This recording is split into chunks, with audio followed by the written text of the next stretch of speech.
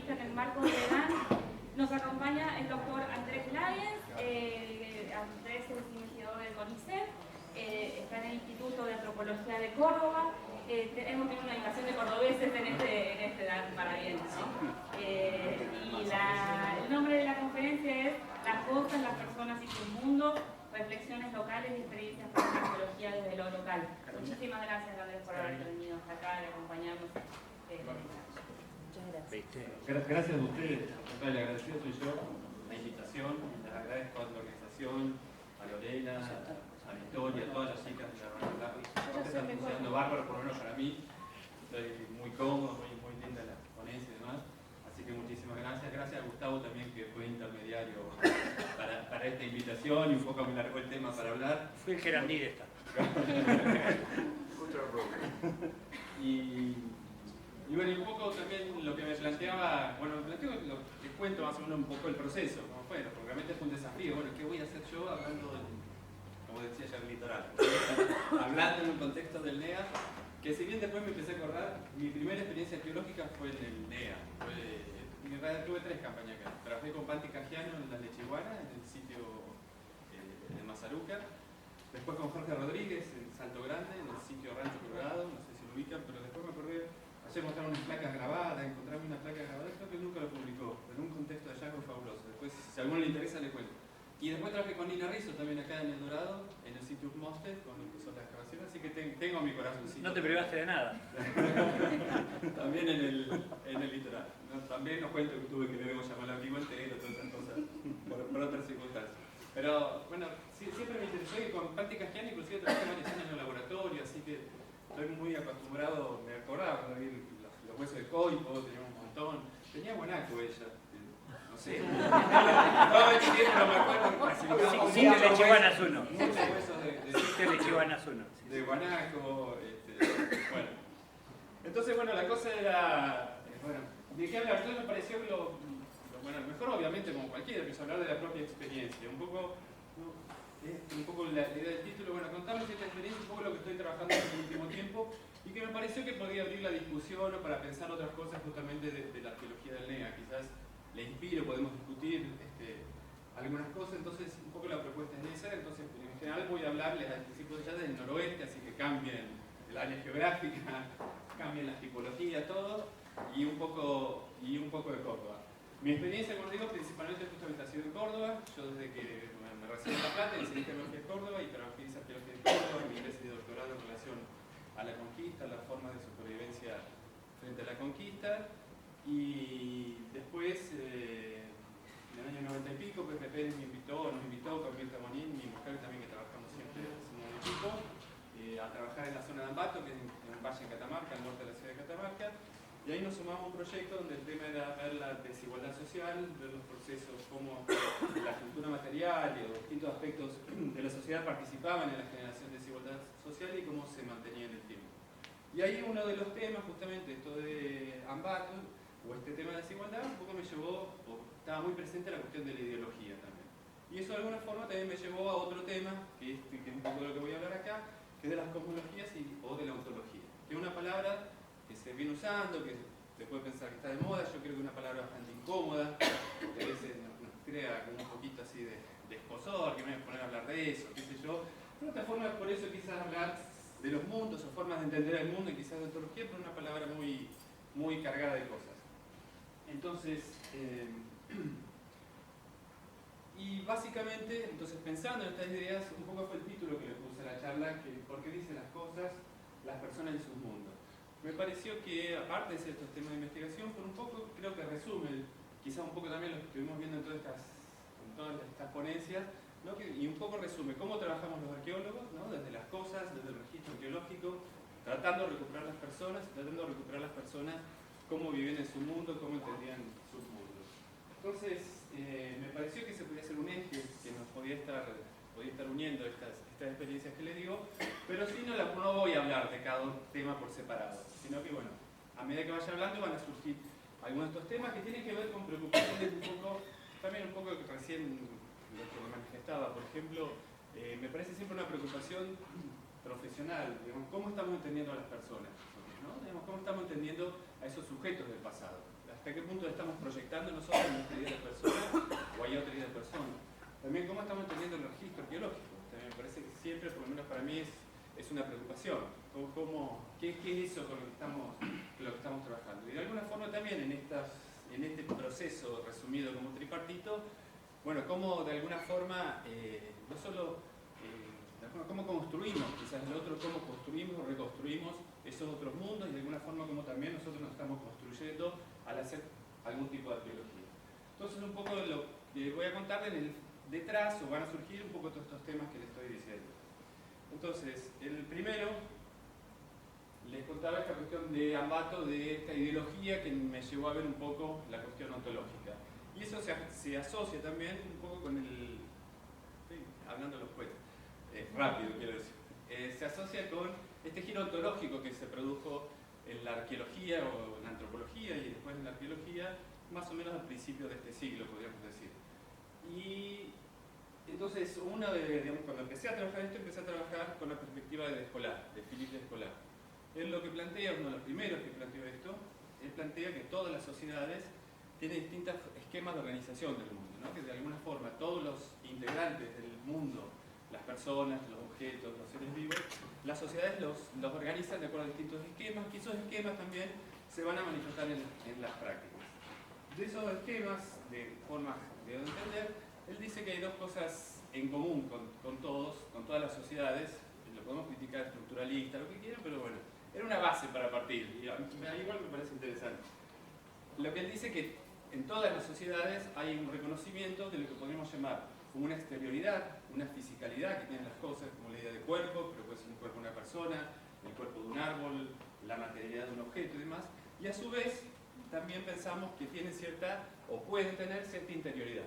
Lo que podemos entender como un alma, por ejemplo, como un espíritu, que pueden tenerlo o no pueden tenerlo. Pero lo que él plantea es que estas combinaciones entre fisicalidad e interioridad se combinan de distinta manera y que las sociedades, de acuerdo que perciban que hay continuidad entre esas partes, constituyen distintas ontologías. De esas formas, él plantea 4 que hay.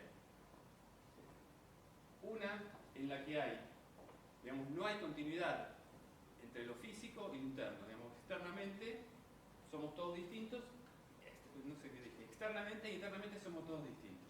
Eso sería, nunca me acordé cuál es esa, pero el tema, bueno, voy a lo que me interesa. Las que me interesan son dos principales, lo que es el animismo y el naturalismo. ¿Cuál es lo que sostiene el animismo?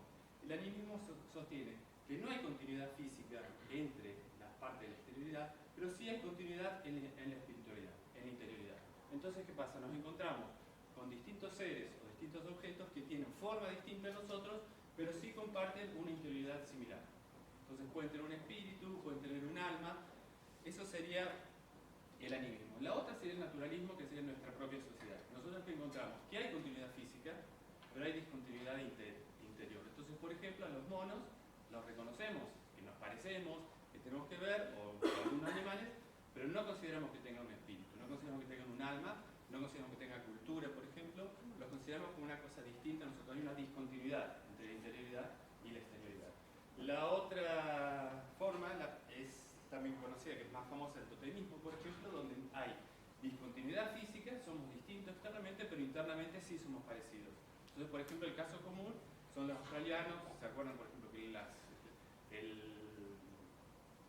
el grupo, el clan del canguro, por ejemplo, todos se ven como canguros, por más que sean humanos, porque hay discontinuidad, externamente son distintos, pero internamente son todos canguros. Y la primera, que no me acordaba cómo se llamaba, es el analogismo, cuando no hay ninguna continuidad ni física ni interna.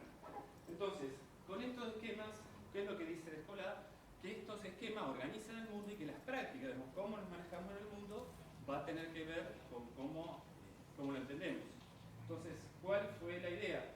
Por un lado, pensar que de alguna forma esto podría estar manifestado en el registro arqueológico. Es decir, si entendemos que son prácticas y estas prácticas están organizadas de acuerdo a cómo lo entendemos, en algún lado tiene que estar en el registro arqueológico. No quiere decir que sean inmediatas. Y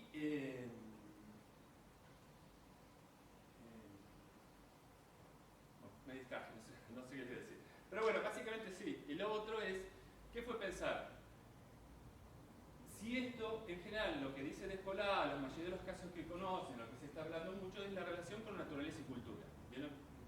Bueno, saben que hay toda una discusión de cuáles son los límites de naturaleza, cuáles son los límites de la cultura, la naturaleza.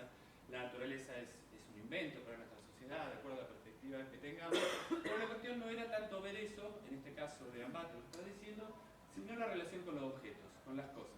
¿Hasta qué punto la relación con la cultura material también podría ser entendida en estos términos de analogismo, animismo, etc.? Es decir, pensar que las cosas de alguna forma quizás podrían estar animadas o quizás podrían haber tenido otro sentido. Entonces, ¿qué hicimos para eso? Bueno, empezar a rastrear, como les digo, en el registro arqueológico, qué señales de alguna forma. Es decir, no vamos a encontrar una relación directa, pero sí, si empezamos a cruzar, a pensar, podemos encontrar algunas cosas. Entonces, justamente lo primero que fue es, empecemos con esto que plantea Descola en la relación con los animales, relación con la naturaleza, pero pensar a partir de ahí si eso funciona con la relación con los objetos. Entonces, empezamos a revisar...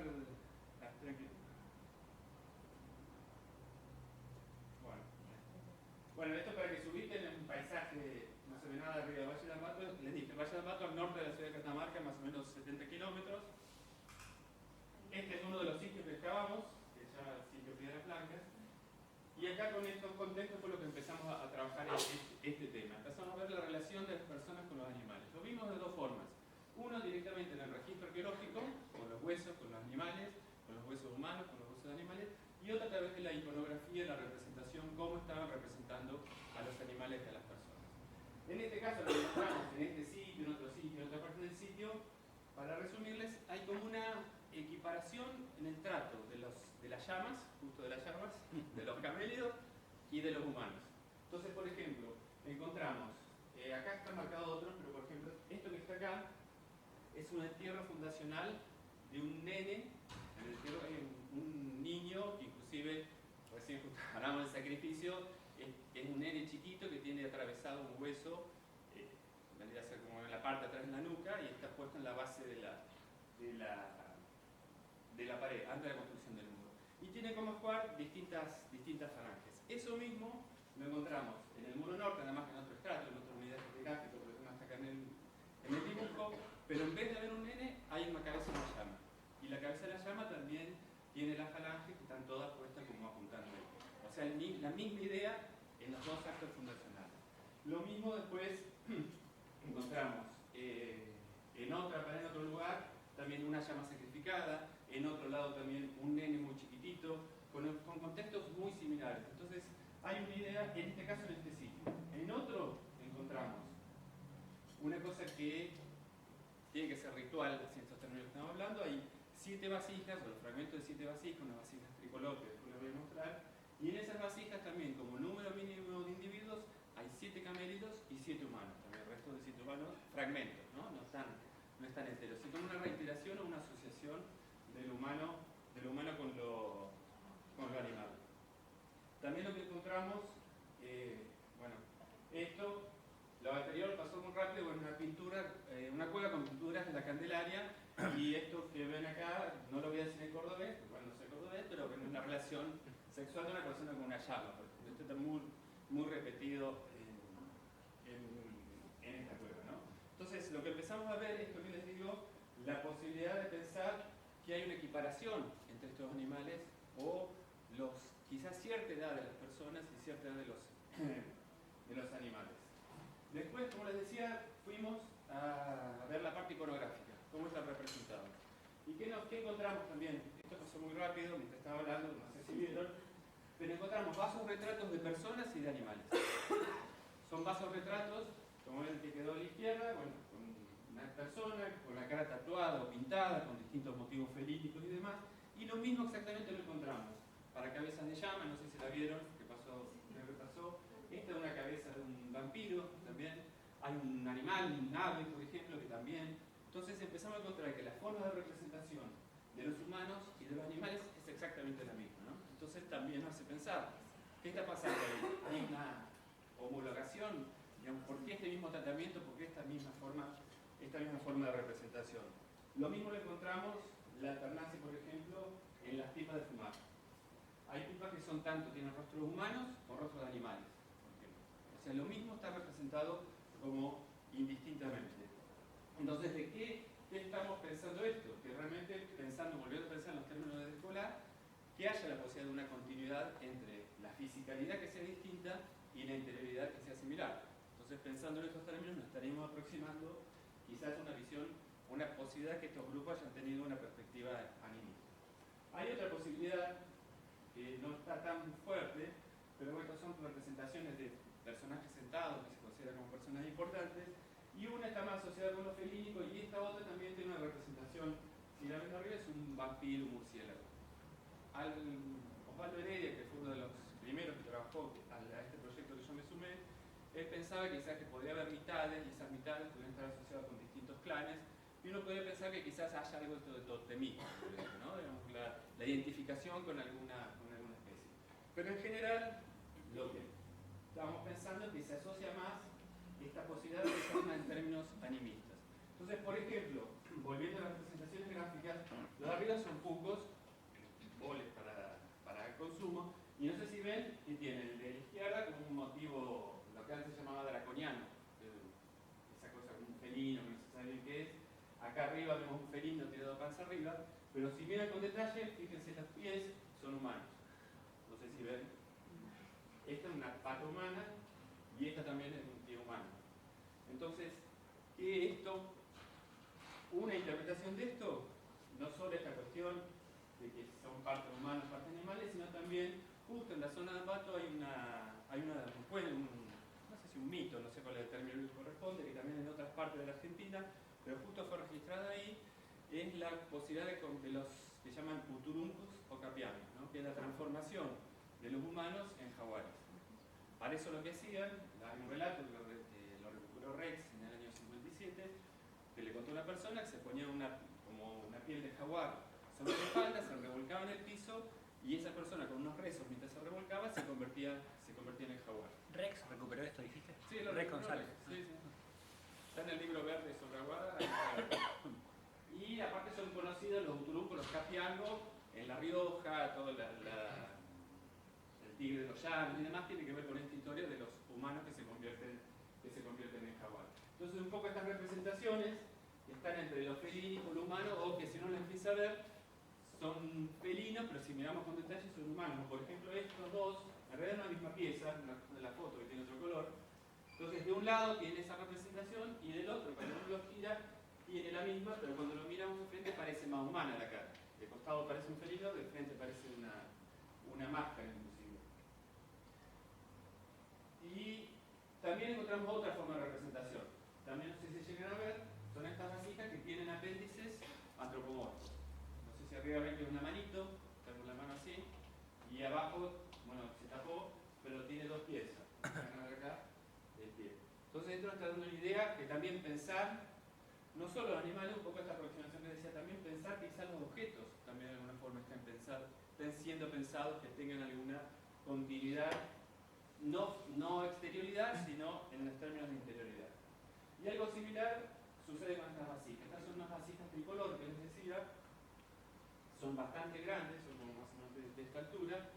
Muchas son usadas encontramos lo que interpretamos para hacer chichas, tiene un descascaramiento adentro, inclusive hicimos un experimento, tuvimos varios meses, le fuimos poniendo chicha, renovándola porque se podría ir dando un olor terrible, pero le fuimos renovando y vimos cómo se calcomía internamente la cerámica, ¿no? Y estas vasijas, hay un detalle que aparte de ser antropomorfas, porque sería muy fácil decir, bueno, son antropomorfas, son personas, hay un detalle interesante, es que estos sitios de Ambato tienen la mayoría de contextos de abandono. Cuando uno escapa a los sitios, los techos están caídos, están quemados, hay muchas cosas como que estaban usando y fue un abandono repentino. Pero ¿cuál es lo interesante? Que muchas de estas vasijas están rotas a propósito. Si la idea es una cosa muy típica del noroeste, también la idea de matar la vasija, ¿no? Es como que antes de abandonarla, realmente la mataron. Entonces eso también hace pensar la posibilidad de que estas vasijas de alguna forma hubieran estado vivas, hubieran tenido cierta interioridad de alguna forma. Entonces antes de abandonarlas hay que matarlas porque si no realmente es algo peligroso. Entonces esto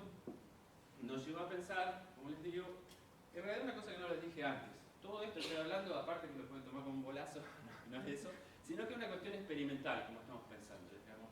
La idea es, que es un poco lo que voy a ver al final, pero se lo voy a anticipar ahora, ¿no?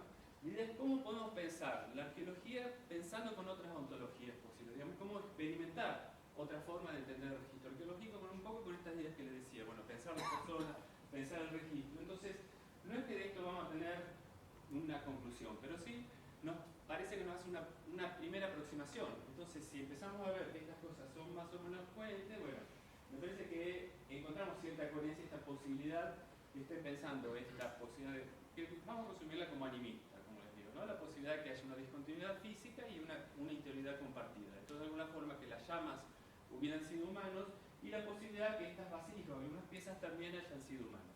¿Qué quiere decir que hayan sido humanos? No quiere decir que permanentemente son humanos, sino en términos de distintas ontologías que tienen esa capacidad, si se quiere, de convertirse o ser entendidas como humanos. Entonces, esta fue la primera aproximación que les decía, pero ¿qué pasa con esto? Es una aproximación, hay distintas formas que nos podemos aproximar a la ontología. Y en este caso, una aproximación que podemos decir como de descubrimiento, ¿no? Es decir, bueno, vamos a entender, vamos a acercarnos a estos mundos, cómo eran estos mundos. Entonces, bueno, pero entendemos la ontología quizás como una parte más de la cultura, ¿no? Es decir, como estudiamos la economía, como estudiamos la subsistencia, el sistema de asentamiento, estudiamos la ontología. Bueno, puedo decir, estos eran animistas. Ahora, ¿qué pasa? ¿Cómo seguimos trabajando con esto? Si yo digo, bueno, sí es cierto que esto, yo digo, estos tipos, esta gente era animista, ¿no? Una alta probabilidad que sean animistas. Aparte que, alguna cosa no les dije, lo que dice de escuela hay varios, que no necesariamente hay una sola forma. Necesariamente uno puede ser animista y tener otras creencias para algunas cosas. Si inclusive nos miramos, pensamos nosotros mismos, se supone que somos naturalistas, pero no solo que a los perros los tratamos como humanos, muchos objetos, muchas cosas, muchas veces para algunas cosas somos animistas. Entonces, ¿qué pasa? La pregunta siguiente era, ¿qué pasa si en vez de buscar esta, vamos a llamar como una paleoontología, cómo eran pensados como una parte más de la cultura, ¿qué pasa o cómo sigo yo trabajando en Ambato si sé que estos tipos eran animistas? Perdón que diga estos tipos, esta gente era animista. Entonces, ¿cómo me replantea a mí cómo voy a entender el registro arqueológico, cómo voy a excavar? ¿Cómo entiendo estas vasijas cuando las excavo de vuelta y están en el contexto? Si puedo ignorar esta idea que tengo que son animistas, creo que me replantea no solo quizás cómo excavar, sino las interpretaciones que puedo llegar a hacer. Entonces, en esta línea experimental, otra cosa que trabajamos, y esto lo hice con Ben Alberti, un colega, que trabaja en la zona de las yungas con la cultura candelaria. Ahí lo que trabajamos, no sé si ubican la cultura candelaria, yo me olvidé decirles que, cierto que estoy en contexto del noreste, pero lo de Ambato más o menos va del 500 al 1000, 1200 en esta zona y corresponde a la cultura Huaca. Tendría que haberlo dicho antes, me olvidé. En este caso estamos con Candelaria. Candelaria siempre fue considerada una sociedad de la selva occidental, esto lo trabajó Osvaldo Heredia. En general, también en el esquema de González se la ponía como de periodo temprano, pero en realidad va también del 0 hasta el 1200, más o menos 1100.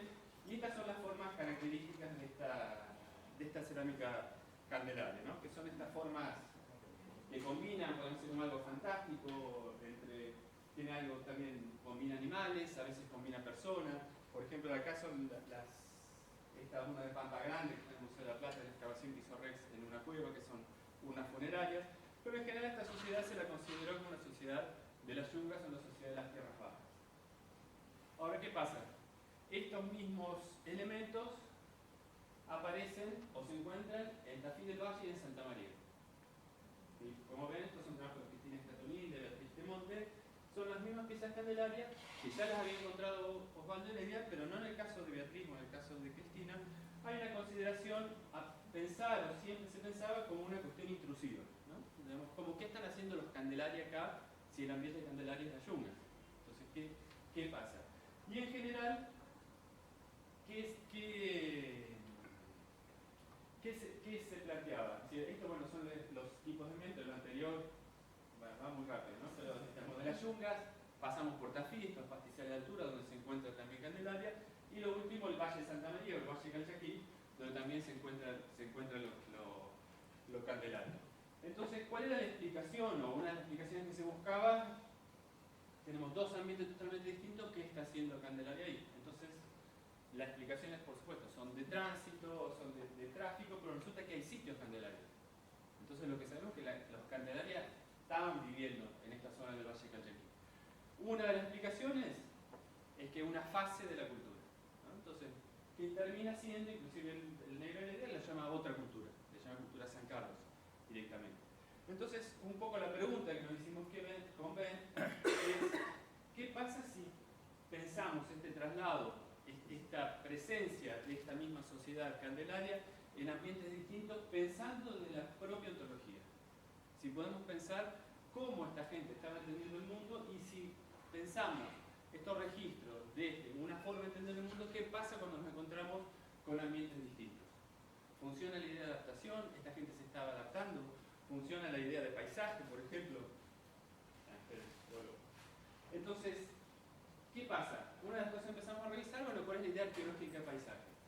¿No? O sea, que tenemos la idea de paisaje como la co-construcción del paisaje. De alguna forma los sujetos se encuentran con ese paisaje, imagínense los Candelaria, llegan acá, generan toda una interacción con ese paisaje, de alguna forma esta idea que se va co-construyendo, ya sea material o cognitivamente, porque van aprendiendo el paisaje, las claves, todos estos procesos quizás de colonización, exploración y demás. Entonces, esos sujetos van construyendo, o como les digo, co-construyendo con el paisaje y influye sobre esas personas.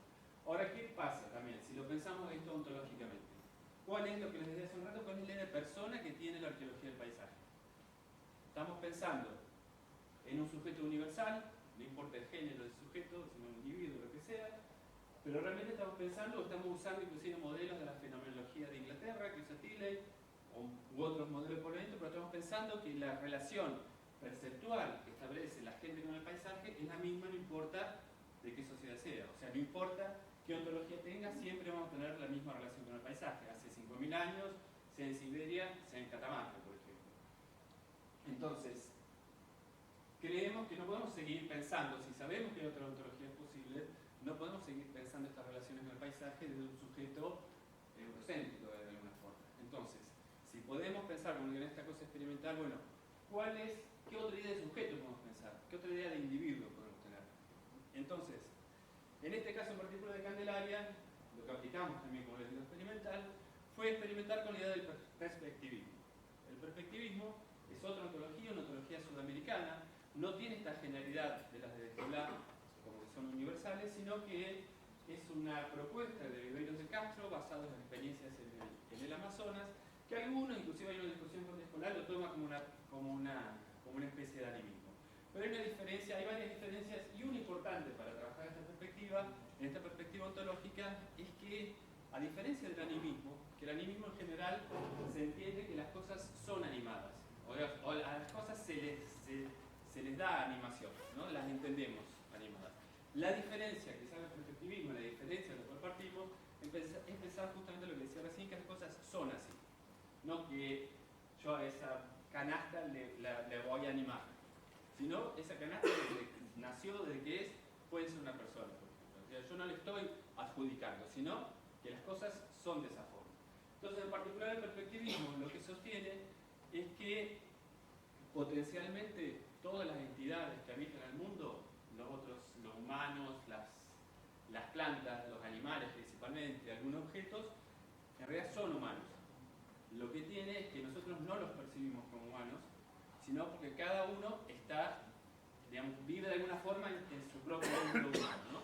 Algunos nos relacionamos, algunos tienen más chance de ser humanos, algunos animales son directamente, como el jaguar, el pecarí, por ejemplo, de los amazónicos, son directamente animales, y lo otro tiene que ver un poco con la relación que establecemos. Entonces, ¿pero qué pasa? El mundo de los otros, o el mundo está construido por otros que son potencialmente humanos, que son pares de alguna forma, son como nosotros.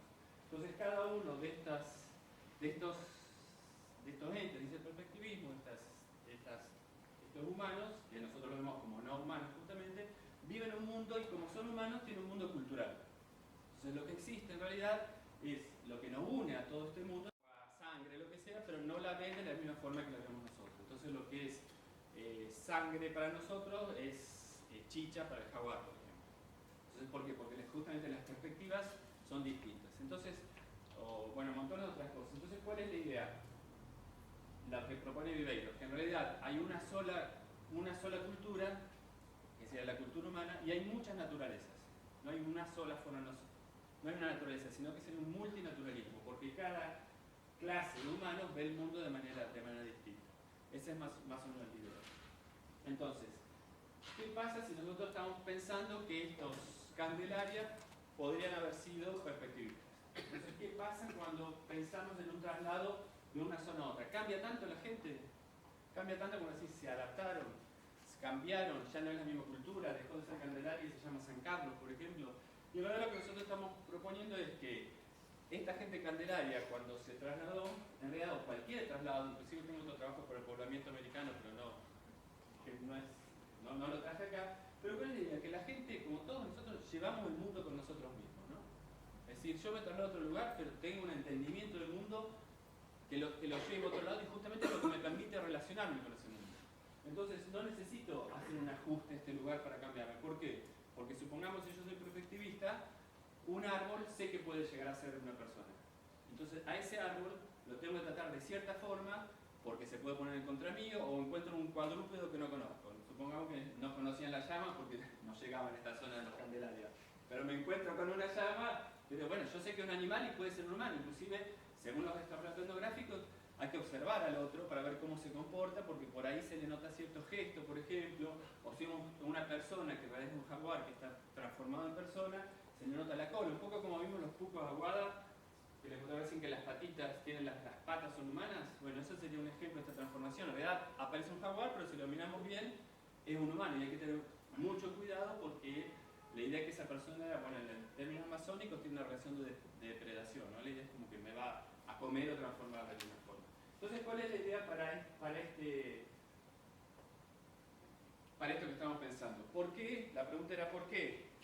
En distintos ambientes, para el caso de Candelaria, tenemos otra cultura. Y volviendo ahora al caso de Aguada, fíjense estas 4 aguadas, todo esto, que yo no lo veo muy parecido, pero sin embargo todo es Aguada, ¿no? La Aguada de Ambato, de Gualfín, de La Rioja, este es Portezuelo, que es la cuesta del Portezuelo. Entonces la pregunta es ¿por qué a esto le llamamos todo Aguada y por qué a los Candelarias que están en paisajes distintos no les llamamos Candelaria? Creo que justamente una de las cosas es esa idea de paisaje. ¿Por qué? Porque esto está todo en el mismo paisaje. Aparte de que lo dijo Rex, le tenemos que creer, está todo en el mismo paisaje, no se plantea como otra cultura. Sin embargo, no lo veo muy similar. En cambio, como hay un cambio de paisaje, a Candelaria sí se lo considera como otra cultura. ¿Por qué? Porque igual también otra cosa que no confesamos, que las áreas culturales las seguimos teniendo metidas de alguna forma, ¿no? Es decir, no podemos pensar las yungas en Santa María. Entonces, una forma que pensamos que podemos replantear esto es, como les digo, en términos de ontología, que no necesitamos a qué vamos esto, que no necesitamos otras explicaciones externas, a un mundo externo, sino que estamos pensando que como la gente viaja con su propio paisaje incorporado. Entonces, cuando llega un mundo que no conozco, en realidad no lo conozco, pero sé que eso otro elemento puede ser humano, por ejemplo. Entonces, la forma de comportarme no lo conozco físicamente, quizás no tiene nombre, no tengo la categoría, si el algarrobo o lo que sea. Pero sí tengo una forma de relación que ya está establecida. ¿Cómo me relaciono con ese ambiente, con ese paisaje? Entonces, pensando en estos términos, entonces, por un lado, es pensar que realmente, o preguntarnos, ¿hay un cambio de paisaje para los Candelarios o no? Entonces, inclusive nos llama a preguntar si podemos seguir hablando de idea de paisaje, un paisaje arqueológico. Si estamos pensando de que son otra forma de entender el mundo, otra forma de entender las personas, entonces las relaciones con el paisaje, por supuesto que hay relaciones ecológicas, materiales, económicas, todo ese tipo de cosas.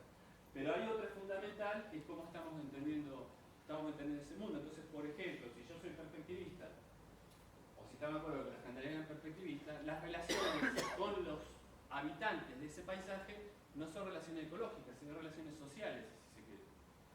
Porque son con otros humanos, se están relacionando, entonces son un tipo de relación totalmente distinto. Entonces, ¿hasta qué punto nos preguntamos si podemos seguir pensando, por lo menos para Candelaria, una arqueología del paisaje, o podemos hacer una arqueología del paisaje que de alguna forma, como os digo, no esté, un poco lo que voy a hablar después, un poco la síntesis, que de alguna forma más situada, ¿no? Más ubicada desde dónde estamos hablando, desde qué contexto ontológico estamos hablando. es un poco, en resumidas cuentas, lo de este caso. Y el otro caso, que tiene que ver con este enfoque, de pensar también esta posibilidad que nos llevó también a pensar cómo tratar de entender las sociedades desde su propia comprensión del mundo. Entonces, esto lo de Candelaria sería una aproximación también a esto. Bueno, si esta gente, ¿se escucha atrás? Si esta gente tiene esta relación con el mundo y construye el mundo desde esta perspectiva, bueno, es otra forma de entenderlo. Entonces, ¿qué pasa en otra perspectiva? ¿Cómo podemos pensar también una arqueología pensada desde los mundos locales? Pensando, tratando de aproximarnos, no digo tener la solución, tratando de aproximarnos de alguna forma cómo es entendido el mundo por las personas particulares que estamos trabajando. Este sería como el caso de Candelaria y ahora lo que estamos trabajando acá en Córdoba. En este caso es Soto, en el noroeste de la provincia, y estamos trabajando unos sitios que nos ubicamos como precoloniales, que son antes de la conquista de la colonia, y no tenemos, todavía no hemos excavado, estamos trabajando haciendo prospecciones, y estos son elementos de colección. Pero bueno, la idea también fue preguntarnos cómo construían, cómo vivían su propio mundo estas personas y si podíamos hacer una arqueología desde su propia perspectiva. Y un poco la pregunta era pensar desde distintas materialidades cuál es la lógica del mundo que tenía esta gente, qué hay detrás de lo que podemos observar. Entonces lo que estuve trabajando fue principal con dos tipos de objetos. Por un lado, estas cerámicas con impronta y después las estatuillas de Córdoba como las que mostró ayer Gustavo. Y en este caso de las improntas, de las cerámicas con impronta, un aspecto que me interesaba, no el aspecto tecnológico de las cestas, sino la idea de la fabricación de estas vasijas. ¿Y en qué aspecto de la fabricación? El uso de moldes. Pensar, me interesaba un becario que está estudiando las técnicas de tejido y demás, que también es importante saberlo, pero empezar a preguntar por qué están usando moldes. ¿Por qué un molde? ¿Por qué reproducir una cesta de alguna forma en la cerámica, ¿no? Entonces, ¿cuál es la idea de empezar a pensar o empezar a buscar, bueno, por qué se usan moldes? ¿Cuál es la idea que hay detrás? Una de las ideas que hay, obviamente, es de copia. Están copiando un prototipo. De alguna forma están reproduciendo una forma, en este caso lo reproducen sobre otra materialidad, ¿no? Es una cosa inclusive, si quieren, perecedera, como son las cestas, la están reproduciendo en un material más durable que es la cerámica. Inclusive no sabemos, tenemos dos hipótesis, si las quemaban las cestas cuando hacían la cerámica, desaparecía, o volvían a usar el molde. Tenemos algunos indicios para las dos posibilidades, pero no importa. Lo que me importaba en este momento era la idea de copia, ¿no? que están copiando. Una cosa que también, una palabra que tampoco no se usa mucho ahora, pero se está volviendo a usar, es el estereomorfismo o estereomorfismo, ¿no? Esta cosa de reproducir las formas de la naturaleza o una forma que es un material reproduciendo. Entonces acá también hay una especie de idea estereomórfica, si se quiere. Andrés, Sí. ¿puedo interrumpir un minuto? Sí. Porque Todos también, si quieren parar, lo tomamos como una clase. No tengo problema. No, porque me parece que es importante lo que estás diciendo y se me va a escapar si no te lo digo ahora. Vos decís que no sería tan importante que quemen o no quemen la cesta, ¿no? Pero si queman la cesta no podrían reproducir el molde porque tendrían que hacer una nueva cesta y entonces sería un nuevo elemento. Sí. Si no la queman pueden seguir repetir el molde, digamos. Sí. ¿No te parece que esto sería como relevante para discutirlo? Porque en un caso podrían repetir el molde y en otro tendrían que hacer una nueva cesta y una nueva cerámica, o sea, no habría molde. También de cómo se use la cesta como molde para la impronta, o sea, que sea exterior o interior, o sea, eso dependería muchísimo de la necesidad de desarmar o no armar. Sí, yo no quería entrar en el detalle, digamos, en realidad lo que hicimos acá, lo que hice, fue con un poco la idea del Leroy Grand, de las cadenas operativas, digamos, cómo se cruzan estas distintas cadenas y las alternativas que hay. Entonces, una de las cosas, por ejemplo, del molde es, en general, si el molde es interno, como sería en este caso, este está puesto sobre la superficie interna, la arcilla cuando se seca se retrae.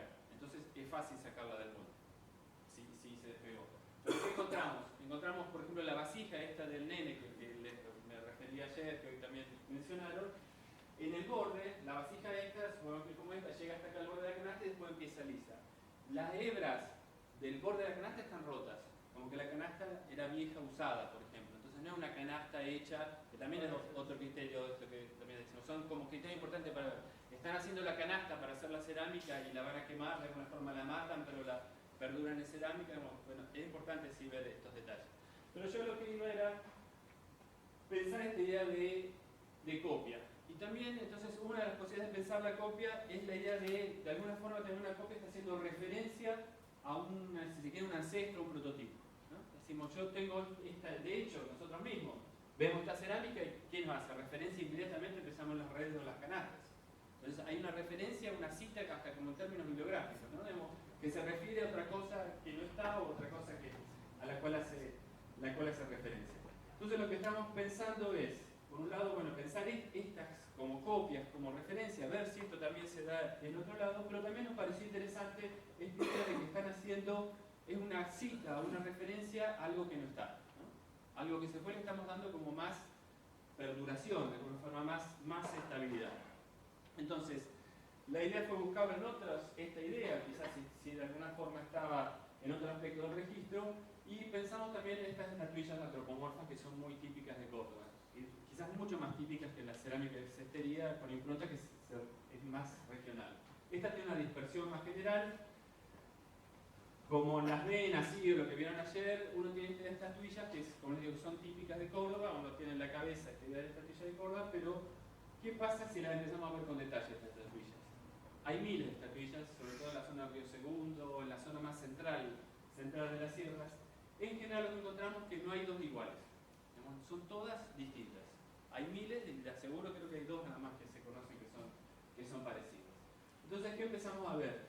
Que hay mucho detalle, uno lo ve así en general, tiene un estilo que podemos decir si es serrano de las sierras centrales, pero si empezamos a ver, así como estas pequeñas muestras, son todas distintas, pero tienen mucho detalle en la caracterización de la figura, de la pieza, ¿no? Entonces, demuestra estas quizás no son las mejores, pero hay otras que tienen, esta porción de la colección del museo era fácil para conseguir las fotos, pero hay otras que tienen los gorros, tienen peinados, tienen colgantes, tienen collares, hay muchos detalles de la vestimenta, por ejemplo, con surco rítmico, está marcado, ahora vamos a ver otra. Entonces, ¿cuál es la idea? Que de alguna forma, la hipótesis que tenemos, que en realidad sean como una especie de retrato, que están representando personas en particular, que no sea una idea generalizada de figura antropomorfa o un juguete también, que era una de las posibilidades, sino como que hay mucha, aparte de la cantidad que hay, en realidad también otra cosa, no tienen contexto, estas son generalmente encontradas en superficie, creo que se ha encontrado un fragmento, pero estamos pensando inclusive también que el contexto de estas piezas se anote en el contexto. Entonces, porque es como una práctica también que no estén, digamos, tan dispersas, tan tiradas, tan mezcladas en basureros, en distintos lugares. Y una de las cosas que también es siempre llamativo, que en general están partidas en tres, ¿no? La cabeza, el cuerpo y las piernas. Pero a lo que iba con esta cuestión de la representación, esto siempre nos llamó la atención, que esta dedicación en el detalle, como si fueran personas, representación de personas, contrasta con el tratamiento de los muertos en Córdoba. En general, los entierros no tienen ninguna marca, no tienen, en superficie no hay nada. Vos venías excavando y de golpe, creo como ustedes también, en esta zona, ¿no? De golpe venías excavando y te encontrás con un esqueleto, no hay una laja, no hay nada que esté. En general, de los muchos que se conocen, muy poquitos tienen ajuar, algunos tienen collares, pero son muy pocos en cantidad.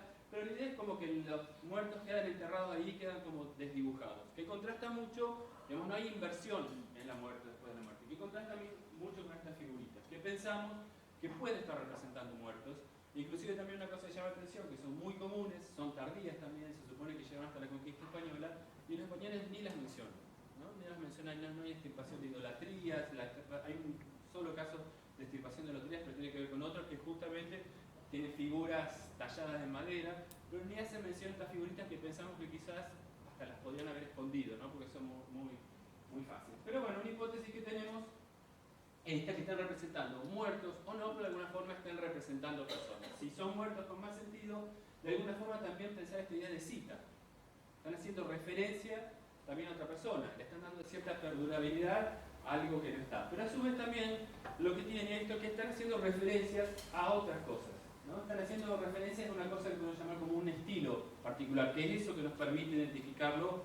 Hace un ratito hablamos con Gustavo, podemos decir, representar como una entidad arqueológica distinta, ¿no? Entonces podemos considerar que pertenecen a la misma entidad definición, el mismo motivo de las grecas, después hay otras, como les digo, de surco rítmico, e inclusive también, bueno, este otro lado de abajo es una lámina de Serrano que tuvo muchas estatuillas, y fíjense por ejemplo también las marcas en la cara que la vemos muy parecida, o esto de Pauque también, ¿no? Para los mocovíes. ¿Y por qué esta referencia de Pauque? ¿Por qué vamos un poco al gráfico? Para volver un poco a esto de las ontologías también. Pensar estas sociedades o qué pasa con esta cuestión de marcar los cuerpos. Eso es muy típico de muchos lugares de las tierras bajas, pensar en la inestabilidad de los cuerpos, ¿no? Los cuerpos, digamos, como una permanente inestabilidad, ¿no? Que es una cosa cambiante y que de alguna forma hay que contrarrestar ese cambio, que en realidad no es el cambio del cuerpo, sino el cambio del mundo, ¿no? Y una forma muy típica de la gente de las tierras bajas es tatuarse el cuerpo, o pintárselo, o usar chaquira, usar muchas, ¿cómo se llaman? Mostacillas, por ejemplo, cosas que no se sacan del cuerpo. Si esa persona se lo quita, deja de ser esa persona, ¿no? Es como una segunda piel, y eso es muy importante para la estabilidad de la persona.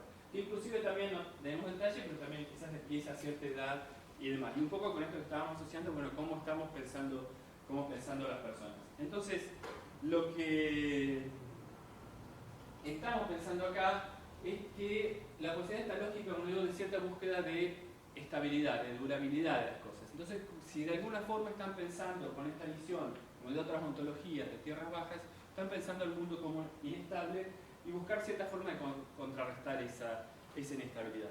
Lo hemos encontrado en otras cosas, como posibles señales, por ejemplo, en la zona que estamos trabajando, que hay una zona de pinturas rupestres muy importantes, casi a escala del Cerro Colorado, pero más disperso, y que encontramos muchas pinturas que están repintadas. Si sobre el mismo motivo, 2 o 3 veces lo han repintado. Es decir, una intención de conservación, de durabilidades. Hay otra cosa interesante también, que no sé si se ajusta esto, pero sí podemos llegar a pensar esta lógica, un trabajo que yo hice hace muchos años, que me llamó la atención, la perdurabilidad en el tiempo de tecnología lítica de cazadores-recolectores que siguen la sociedad de Alfarero. En ese momento yo lo considero como estrategias evolutivamente estables. Pero ¿cuál es la idea de esto? Es que sigue una forma de hacer la misma forma de hacer las cosas, ¿no? Hay como una cuestión conservadora en el caso de los agroalfareros, o estas sociedades agrícolas, se achica el tamaño de las piezas, pero la tecnología, los objetos son exactamente lo mismo. Digamos, están haciendo lo mismo, hay una cuestión de perdurabilidad. Entonces, esto se asocia también con una idea de, bueno, también cómo pensamos la cultura material. Eso es muy común pensar en varias sociedades, esta cuestión de la reproducción de los estilos, la reproducción de la cultura material también como una forma de estabilidad, inclusive como una forma de que no cambie, que el tiempo no pase, ¿no? Una forma de reproducir siempre lo mismo. Y otra cosa de la que encontramos también, en el caso actual, esto estamos hablando del Chaco, de la zona del Chaco, que también, si lo vemos hoy, es un ambiente muy inestable, ¿no? Es inestable en el sentido de que quizás llueve acá, no llueve allá, hay granizo, este año es seco, este año florece el algarrobo, este año no hay. En general hay una estabilidad que inclusive los pobladores actuales de la zona de las Salinas sienten esa percepción de inestabilidad. Por eso cambian donde llevan a los ganados, etc. Hay esa sensación de inestabilidad. Entonces, lo que estamos pensando, si todo este sistema de referencias, de citas y de prácticas, justamente pensarlo no en términos de, y esta relación con el ambiente, no pensarlos en términos de, bueno, os lo digo directamente, no me sale qué términos, sino lo que estamos pensando es en términos de entendimiento del mundo. Es decir, no es que tengan una interacción así, sino que lo que estamos pensando es si nos podemos preguntar si todas estas prácticas, desde la cestería, las estatuillas, repintar las piezas, volver a repintar la pintura, no tiene que ver con alguna forma con prácticas estabilizadoras. Es decir, no es que estos objetos sean los que están conteniendo el mundo, sino que hay una forma de relacionarse. Las prácticas materiales que se llevan son en estos términos de mantener cierta estabilidad. Entonces, ¿cuál es esto? Oh, ya, gracias, no. ¿A qué apunta con todo esto? En realidad, un poco lo que les decía, estas son todas cosas, como les digo, experimentales. No me pidan que lo pruebe, no la voy a probar. Sino que son experimentales, ¿por qué? Porque pensar, si de alguna forma no podemos, ¿qué pasa si pensamos la arqueología, como les digo, o el registro arqueológico más localmente, más desde lo local? Por eso digo, tratar de entender a esta gente en sus propios términos, ¿no? Tratar de, bueno, estar en este ambiente inestable, hay una cosa, hay muchas prácticas que apuntan a esta estabilidad, entonces puedo pensar que realmente esta gente tenía esta forma de entender. Entonces, ¿qué pasa si hacemos una arqueología que podemos pensar como más situada arqueológicamente? Entonces, como les digo, ¿qué pasa o cómo podemos pensar el registro arqueológico si pensamos que hay otras ontologías y esas ontologías posiblemente tuvieron vigencia acá? Inclusive hasta preguntarnos hasta qué punto, ¿qué es más lógico? ¿Usar una ontología, como digo, europea, usar la ontología de Ingold en relación al paisaje, o usar el perspectivismo en relación al paisaje? No sé, yo, más vale. ¿Qué pasa? Esto justamente, ¿por qué le digo experimentar? Lo que sí creo que tenemos que hacer, que es un poco la idea que estamos trabajando con Ben, y un poco también Ribeiro de Castro dice para el caso de la antropología, en realidad tampoco nosotros nos vamos a convertir en perspectivistas, no podemos hacer una arqueología perspectivista, ni nos podemos meter en la cabeza de los otros, pero sí podemos conjugar nuestra propia disciplina, nuestra propia forma de entender, con estas otras formas de entender y de alguna forma hacer, por un lado, una traducción de cómo traducimos estas otras ontologías en nuestros propios términos y en el registro arqueológico. Pero a su vez también, como les digo, pensar otras posibilidades de arqueología, como les digo, más situada o más hecho desde lo local. Y como eso también va a desafiar ciertas categorías, como siempre, no solo categoría de registro, sino, como esto les digo, las categorías de persona. Un poco hoy, después sentí que fui medio agresivo, como pregunté, pero le pido disculpas a la chica. Con la idea esta de persona, bueno, me quedo, no sé, a veces me subo así. Por ejemplo, empezar a pensar otras cosas, ¿no? Y aparte que necesitamos todos esos datos, no quiero decir, pero bueno, demos un pasito más. Bueno, ¿qué pasa? No podemos aplicar, inclusive como les insisto en esto, si sabemos que hay otra forma de entender el mundo, si sabemos que estas son sudamericanas, que son locales, tenemos casos etnográficos, mira Guillermo, que hace un rato hablamos, tenemos todo el Chaco con un montón de información sobre otras ontologías de forma de entender. ¿Qué pasa? El temor de la analogía etnográfica. Está haciendo analogía etnográfica. Un poco también lo que decías vos, Gustavo, también ayer con las fuentes históricas, o usar los nombres históricos, ¿no? Pero en realidad, ¿cuál es el estudio? No es una analogía etnográfica, sino justamente lo que tenemos que hacer es cómo de alguna forma traducimos o recuperamos esa información etnográfica, pero la traducimos o la recuperamos en términos arqueológicos. Entonces no es una proyección, un poco creo que no es una proyección, trato de hacer una proyección, bueno, estos son perspectivistas. Bueno, lo tomo como un experimento. Bueno, ¿qué pasa si son perspectivistas? Y bueno, puede pasar esto y empiezo a meter en el registro arqueológico que de alguna forma me sostiene eso. Si no me lo sostiene, tendré que cambiar de más. Pero ¿cuál es un poco la respuesta? Bueno, como les digo, pensar, tratar de entender a las personas en sus propios mundos. Un poco por lo que decía, bueno, a través de las cosas, como decía en el título, tratar de entender en su propio mundo y tratar de nosotros también, por hacer una arqueología, por eso digo, de lo más local o de lo más situado, lo más en la medida de lo posible, entender en los propios términos de las personas con las cuales estamos trabajando. Esa es básicamente la idea, y que pienso que, bueno, yo ya noto un montón de casos todos estos días, pienso que acá en el día también hay algunas cosas, algunas pistas que uno podría pensar en estas cosas. Pero bueno, eso es básicamente lo que les quería transmitir.